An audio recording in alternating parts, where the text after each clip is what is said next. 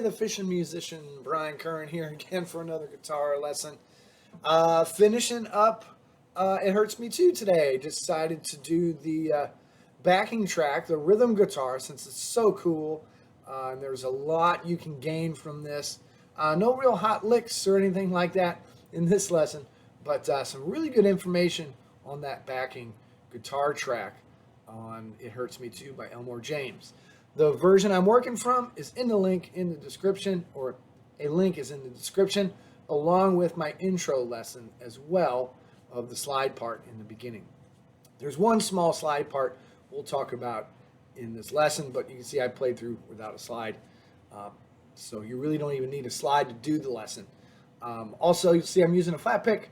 That's just so all the notes come out real clear. I want you to hear all the little nuances and everything. You can decide what works best for you. Thumb, flat pick, however you want to do it. So without further ado, let's get into the lesson. Usual disclaimer, don't claim this to be 100% accurate to the recording, but I think we're pretty close. It is in open D. The recording is a little bit low, a little bit down from standard 440 open D. So if you want to play with Elmore, you have to detune by ear and match the record. Let's go ahead and get into it. So here we are, open D. If you're not familiar, 6th string down to D, 5th string stays in A, 4th string stays a D, 3rd string goes down half step to F sharp, the 2nd string goes down to A, and the 1st string down to D. So we've got D, A, D, F sharp, A, D. Should be pretty close there to a 440 tuner. So, so some pretty cool stuff here. Essentially, it's just based off of a shuffle. And I'll assume that if you're watching this, you already know that in standard tuning or in open D. So we won't really discuss too much about that. We'll just go right into the riffs of the song. But if you're familiar with that, that's pretty much what this is based off of, with a few embellishments that really kind of make it unique and make it really cool. And there's also ideas that you can apply to other songs as well. So the very first riff starts off like we're going to play a shuffle, like we're going to do that, but it adds in this little run. So we start with the open 6th and the open 5th. We just start like a shuffle. Basically 1 and slide into the 4th fret from the 2nd. Use your 3rd finger. Hammer on the 5th string on the 2nd fret. Then play the open 4th string. And if we count that, we'd have 1 and 2 and Right, so we're covering this 1 and 2 and the normal shuffle. We're just, instead of just fretting that, we're playing this little lick. Again, that's sliding in on 6 from 2, hammer on the 5th string, 2nd fret, open 4. If we count that again, we'd have 1 and 2 and Okay, so try that with me. I'm going to count us a measure here. See if you can play along, and I'll try and count as we play. 1, 2, 3, 4. 1 and 2 and One more time. 3, 4. 1 and 2 and So now we got to finish the measure 3 and 4. That goes right to our regular shuffle. 3 and 4 and start the whole process over. I hope that makes sense. I'm going to play it by myself, and then we'll try it together. So here's the whole riff.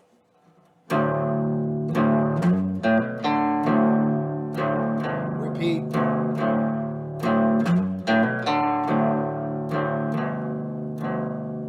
Okay, now I'm going to count that and see if you can play along with me. Here's the intro measure. 1, 2, 3, 4. 1 and 2 and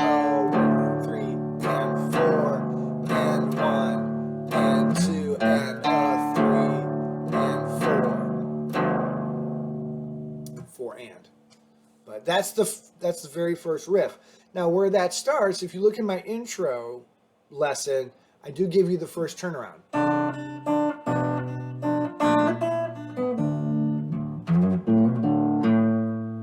So we're starting right when those vocals start, or we can consider this backing track the backing track for the intro.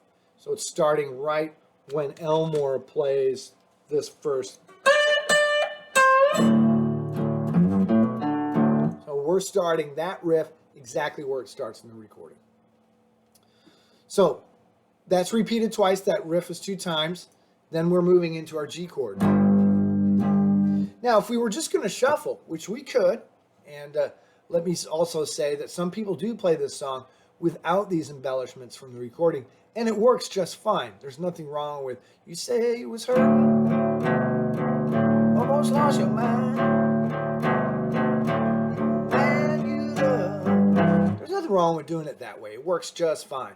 But some of these riffs are pretty cool. So here we are on the G. We finished, we'll pretend like we finished playing through that. We're on the G chord or the 4 chord. We could just stay here and shuffle. And that's how they start on the recording. And play our 2 measures and go back to the 1 chord. But what they do, after 1 measure, 1 and 2 and 3 and 4 and 1 and 2 and a 3 and 4, he does this little bounce. Same move with, I'm barring the 5th fret here and playing that 5th string on the 7th fret. But instead of shuffling it and doing each fret twice, you're bouncing back and forth in a little more, in a different rhythm. So if we counted that, again, you'd have 1 and 2 and 3 and 4. Start again. 1 and 2 and a 3 and 4. See that? How it's bouncing back and forth with a little different rhythm? Just makes it a little more unique. It's a cool sound, and it's what I hear on the record. I don't know if it's 100% right, but I think it's pretty close. So let me count you in on that and see if you can play along with that. Count 1 measure, and we'll start right here on our G. 1, 2, 3, 4. 1 and 2 and 3 and 4 and 1 and 2 and a 3 and 4 and, right? One more time. 2, 3, 4. 1 and 2 and 3 and 4 and 1 and 2 and a 3 and 4 and. That would bring us back to our D chord, right?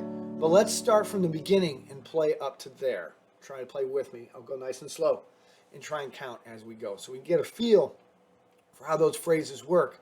Another good thing to do is just play the video back and forth and just loop one section, maybe this.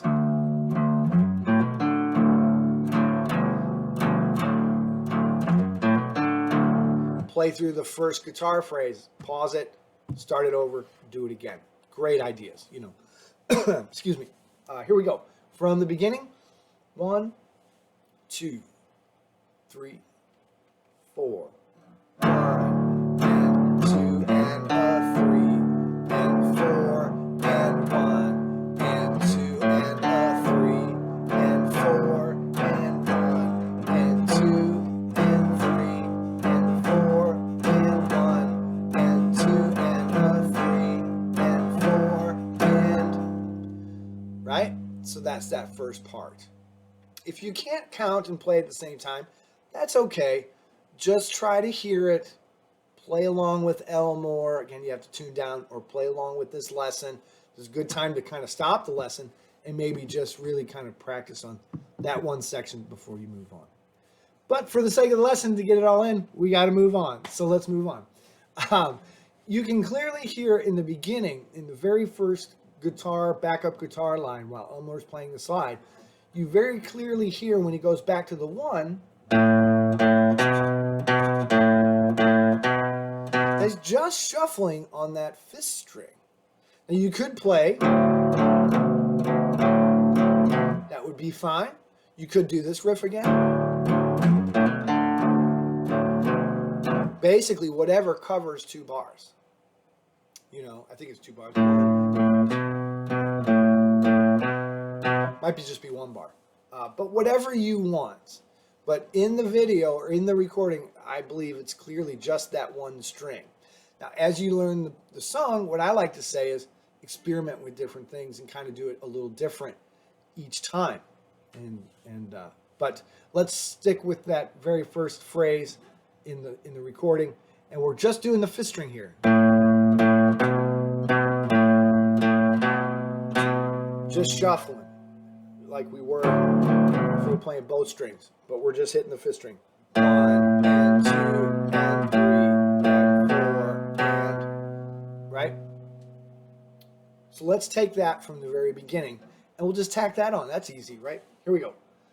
2, 3, 4, 1 and 2 and 3 and 4 and 1 and 2 and 3 and 4 and 1 and 2 and 3 and 4 and 1 and 2 and 3 and 4 and 1 and 2 and 3 and 4 and, right?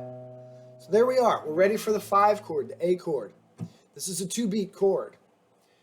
In the intro, the very first time through when Elmore's playing the slide, I believe they just go back right into this lick. 1 and 2 and right? 1 and 2 and Same bouncing phrase we did on the G, but now we're doing it on the 7th fret on the A chord. So I'm doing 7 and 9. Then as the song progresses, I believe he starts doing this, like I did in the intro of the video. And that's a hammer. Start your shuffle just normal. 1 and 2 and same as this. Same as we're doing up there, same idea. 1 and hammer 5th string.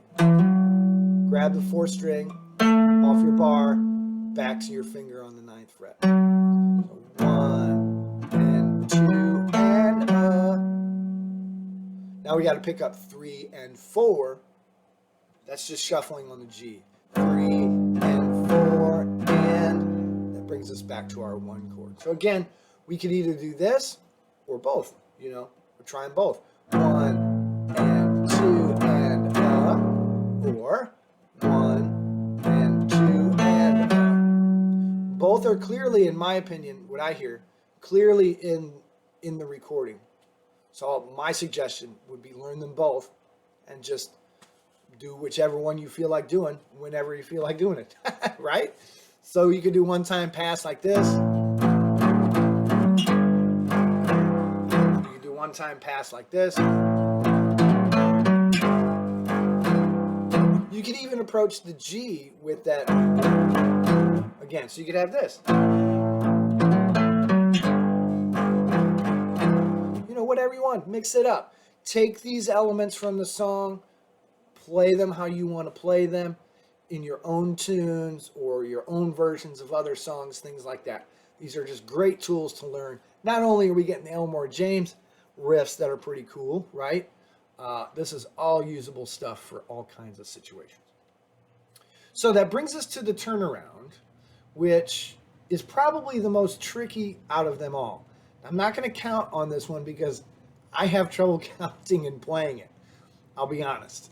So I'm just going to give you the moves, listen to Elmore. And this one I'm a little not 100% sure on this one. So you judge for yourself. If you heard something different or maybe find another lesson and you think that's more accurate, go with it, right? But let's play up to that G, right? Let's play up to the turnaround. Here we go. From the beginning. 3, 4, 1 and 2 and 3 and 4 and 1 and 2 and 3 and 4 and 1 and 2 and 3 and 4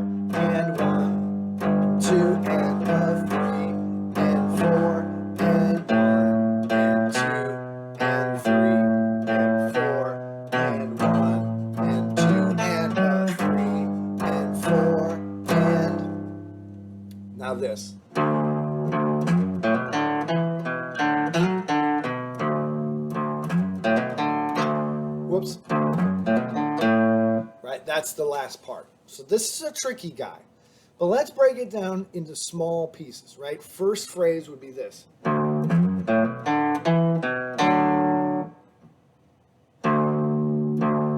We come back first, we tag one, our one chord, your D, right? That's bringing us home, then the lick starts. So we're going to play this 6th string again. So we're coming from, let's take it from here. Right, here we come. Tag your one chord, we're at home, we start the riff. So the first phrase is open 6 again, slide just like the beginning.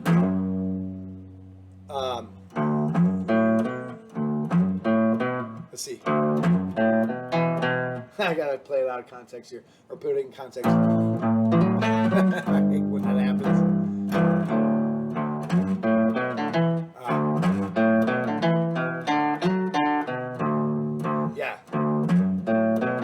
Yeah, so we're doing, my apologies. Sometimes I have to do that.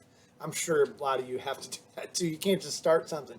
You gotta put it in context. So, yeah, we're tagging home bass, playing that 6th string, right? Slide just like the beginning. Open 5th, but don't hammer it, pick it. Go right to the open 4th string. So right to that open 4th string, so sliding. Bar this, play a bar across the 2nd fret, play 4, play 5, play open 4. Okay? One more time.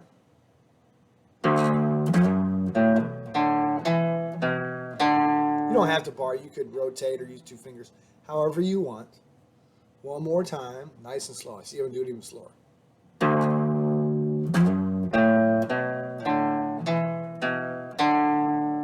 might have been off a little bit phrasing wise, but that's the move. Right? That's the very first phrase. The next phrase is this. Slide into 4 on the 4th string, open, 5th string 2, open 6. Then we got the very last turnaround that if you played the original, the intro lesson, you already know this. So let's put that in context from the A chord. Again, we're ending on the 6th string, so we still got to get one more lick here. Here we go. 3, 4, 1, 1, and 2, and let's start together again. That was a bad one. 3, 4, 1, and 2, and 3, and 4, and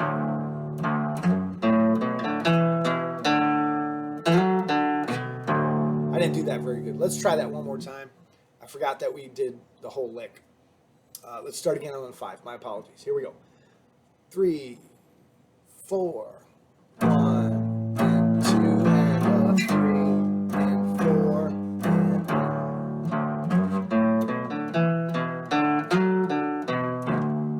1. Right? It's tricky, I know. Now, the last lick. That one's pretty easy. And you could add your own turnaround here. You could do, whoops. But the one you definitely want to get, I think, is this last one. That's pretty cool. And that's easy to do. It's open 6, slide, just like we did before. Hammer, just like we did before. Open 4, just like we did before. But hit the 5th string instead of the 6th string. That's your A. That's your 5 chord. Then the whole process starts again, right? My apologies on that last lick. It's a tricky bugger, but I think hopefully I explained it well enough that you can get it and work through it. Again, I'm not claiming that one is 100% accurate. It's kind of hard to hear. You could do anything there. You could do your regular turnaround like it is from that Elmore's playing in the beginning. Or what is it?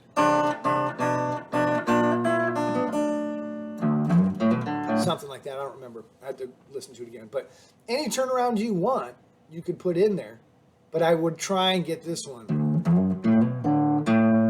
at the end, before you start over again. You can even do that one twice probably. But anyhow, that's it. So let's go through the whole thing one time, see if you can play with me. Okay, here we go. Hopefully I get it right too. Here we go. 2, 3, 4. 1 and 2 and 3 and 4 and 1 and 2 and 3 and 4 and 1 and 2 and 3 and 4 and 1 and 2 and 3 and 4 and 1 and 2 and 3 and 4 and 1 and 2 and 3 and 4 and 1. Oh, I messed it up. Let's try one more time. Let me get that under. If we're thinking about it, I miss it. If I don't think about it, I get it. One more time, from the top. Here we go. 3, 4, 1 and 2 and 3 and 4 and 1 and 2 and 3 and 4 and 1 and 2 and 3 and 4 and 1 and 2 and 3 and 4 and 1 and 2 and 3 and 4 and 1 and 2 and 3 and 4 and 1.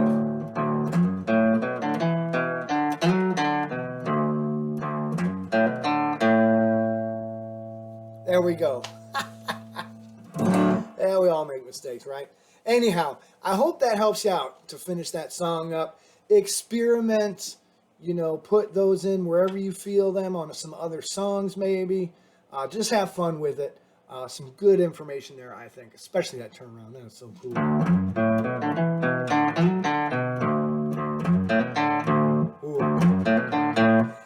I'm messing up all over the place. Anyhow, I hope you had fun with that, and I hope that helps you out, guys. And we'll see you next time. Take care of yourselves, and don't forget, I'm available for online lessons or video sharing, and please do reach out anytime if you have any questions of any kind. So we'll see you next time. Take care.